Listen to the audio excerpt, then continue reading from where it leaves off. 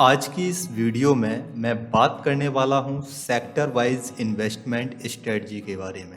किसी भी निवेशक को निवेश करते समय एक अच्छी और सफल रणनीति बनाना बहुत जरूरी है और सेक्टर वाइज इन्वेस्टमेंट स्ट्रेटजी इसका एक महत्वपूर्ण हिस्सा है। हर सेक्टर में निवेश करने की एक अलग स्ट्रेटजी होती है क्योंकि हर सेक्टर की विशेषताएं, मूल्यांकन मानक और निवेश की दरें अलग अलग होती हैं। हम इस वीडियो में विभिन्न सेक्टर्स जैसे IT, health care, finance, energy आदि के बारे में चर्चा करेंगे और यह देखेंगे कि इन सेक्टर्स में निवेश करने के क्या फायदे हो सकते हैं। हम इस वीडियो में निवेश के लिए सेक्टर वाइज इन्वेस्टमेंट स्ट्रेटजी के महत्व, इसके फायदे और निवेश की प्रक्रिया को विस्तार से समझेंगे।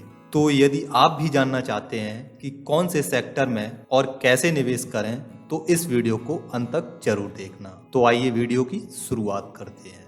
तो सबसे पहले हम जान लेते हैं सेक्टर वाइज इन्वेस्टमेंट स्ट्रेटजी का introduction. Sector wise investment strategy, इसका अर्थ होता है आप अपने पैसे को अलग अलग सेक्टर में निवेश करते हैं, जैसे IT, health care, finance, energy आदि। हर सेक्टर की अपनी विशेषताएं होती हैं और उनमें अलग अलग तरह की स्थितियां होती हैं। इस तरह के इन्वेस्टमेंट से आप अपने पैसों को सुरक्षित और फायदेमंद बना सकते हैं, क्योंकि यदि एक सेक्टर में नुकसान होता है तो दूसरे सेक्टर में आपका पैसा सुरक्षित रहता है। मान लीजिए आपने 2017-18 में रियल एस्टेट में निवेश किया था। उस समय रियल एस्टेट की बहुत अच्छी स्थिति थी। फिर 2020 में कोविड-19 के चलते रियल एस्टेट की स्थिति कमजोर हो गई और इसमें आपको नुकसान भी हुआ। अगर आपने रियल एस्टेट के अलावा अलग अलग सेक्टर जैसे health care, technology, consumer staples, communication services में अपना पैसा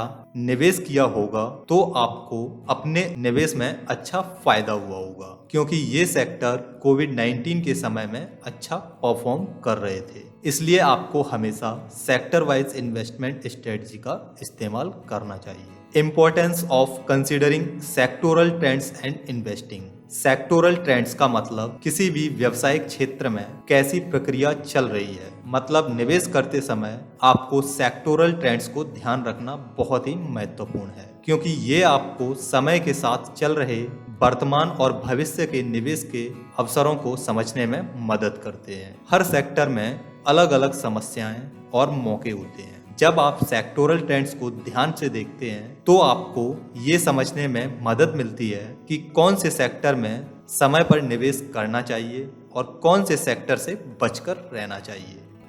सेक्टोरल ट्रेंड्स को समझने के लिए आपको वर्तमान की स्थिति को देखना पड़ता है, जैसे कि कौन से सेक्टर में वर्तमान में तेजी आ रही है और कौन से सेक्टर में कमी आ रही है। इसके अलावा भविष्य में वह सेक्टर कैसा काम करेगा। इसके लिए आपको एक्सपर्ट्स की राय लेनी चाहिए और आपको सामाजिक और आर्थिक ट्रेंड्स को भी ध्यान में रखना चाहिए, क्योंकि ये भी निवेश के लिए बहुत ही महत्वपूर्ण है।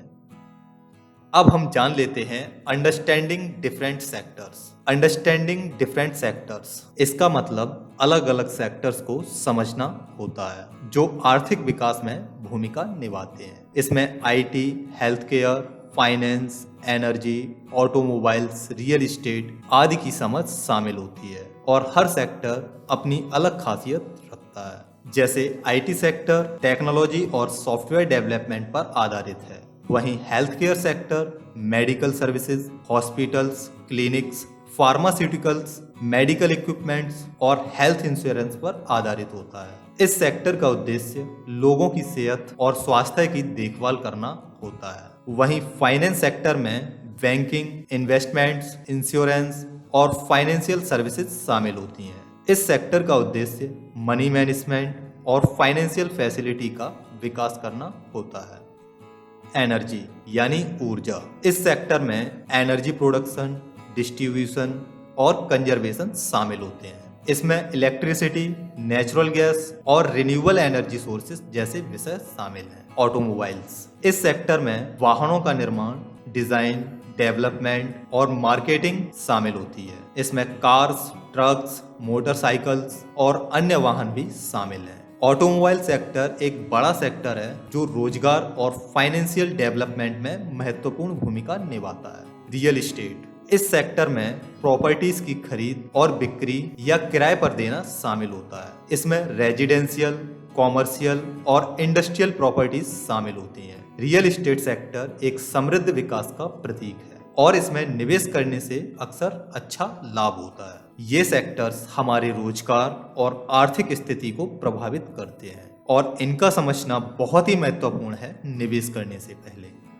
अब हम जान लेते हैं सेक्टर एनालिसिस करते वक्त ध्यान देने योग्य कारक। किसी भी सेक्टर का विश्लेषण करते समय कुछ महत्वपूर्ण कारक होते हैं जो हमें ध्यान में रखने चाहिए। यहाँ मैं आपको कुछ महत्वपूर्ण कारकों को बताने वाला हूँ। ग्रोथ पोटेंशियल, इसका अर्थ होता है कि किसी भी सेक्टर में कितना विकास होने की संभावना है। हर सेक्टर का अपना अलग ग्रोथ पोटेंशियल होता है। कुछ सेक्टर में तेजी से विकास होता है जैसे कि टेक्नोलॉजी या हेल्थ केयर में, जबकि कुछ सेक्टर में धीमा विकास होता है जैसे कि यूटिलिटीज या रियल एस्टेट में। इसलिए आपको निवेश करने से पहले उस सेक्टर का ग्रोथ पोटेंशियल को समझना बहुत ही महत्वपूर्ण है ताकि आप सही समय पर सही जगह निवेश कर सकें।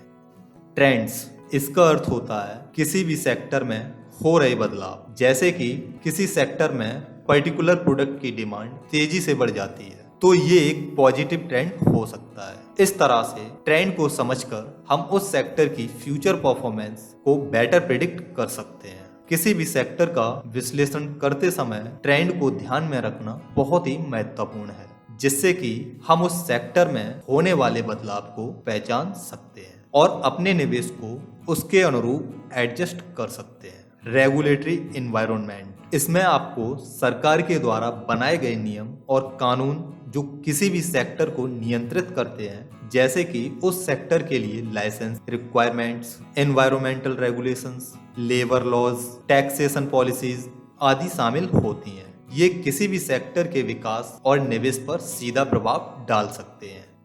अब हम जान लेते हैं top sectoral picks. Top sectoral picks का मतलब होता है निवेश के लिए उन सेक्टर्स को चुनना जो अभी हाल ही में अच्छा परफॉर्म कर रहे हैं, जिनमें निवेश करने से फायदा हो सकता है। ऐसे सेक्टर्स को चुनने के लिए आपको ये फैक्टर्स ध्यान में रखने चाहिए। परफॉर्मेंस हिस्ट्री, इसमें आप उस पर्टिकुलर सेक्टर की पास्ट परफॉर्मेंस देख सकते हैं। अगर वह सेक्टर कंसिस्टेंटली अच्छा परफॉर्म कर रहा है तो ये एक अच्छा इंडिकेटर हो सकता है फ्यूचर के लिए। ग्रोथ प्रोस्पेक्ट्स, इसमें आप देख सकते हैं उस पर्टिकुलर क्षेत्र के ग्रोथ प्रोस्पेक्ट्स क्या है। क्या भविष्य में इस सेक्टर में ग्रोथ की उम्मीद है, जैसे कि न्यू टेक्नोलॉजी या मार्केट ट्रेंड जो उस सेक्टर को बूस्ट दे सकता है। इंडस्ट्री ट्रेंड, इसमें आप देख सकते हैं कि उस सेक्टर में चल रहे ट्रेंड क्या है। क्या कंज्यूमर प्रीफरेंसेस में कोई बदलाव आ रहा है या रेगुलेटरी इन्वायरमेंट में चेंजेस हो रहे हैं जो इस सेक्टर को प्रभावित कर सकते हैं। एक्सपर्ट एडवाइस, इसमें आप इंडस्ट्री एक्सपर्ट से बात करके उनका ओपिनियन ले सकते हैं। उनकी गाइडेंस से आपको उस सेक्टर के प्रोस्पेक्ट्स और रिस्क का अच्छा आइडिया मिल सकता है। डाइवर्सिफिकेशन, कभी भी आपको एक ही सेक्टर में अपना पूरा पैसा नहीं लगाना चाहिए। अपने पोर्टफोलियो को हमेशा डाइवर्सिफाई करना चाहिए ताकि अगर किसी एक सेक्टर में नुकसान हो तो बाकी सेक्टर आपको बचा सके। इन बातों को ध्यान में रखकर आप टॉप परफॉर्मिंग सेक्टर को चुनेंगे तो आप अपने पैसे को मैक्सिमाइज कर सकेंगे। उम्मीद है दोस्तों आपको ये जानकारी पसंद आई होगी। अब दोस्तों हम जान लेते हैं इस वीडियो के सेकंड पार्ट में जिन पॉइंट्स के बारे में हम जानेंगे उनके बारे में। Importance of diversifying investments across different sectors, risk associates with sector wise investing, real life example of successful sector wise investment strategies, practical tips for implementing sector wise investment strategies, summary of की points. तो दोस्तों इन points के बारे में हम इस video के second part में जानेंगे।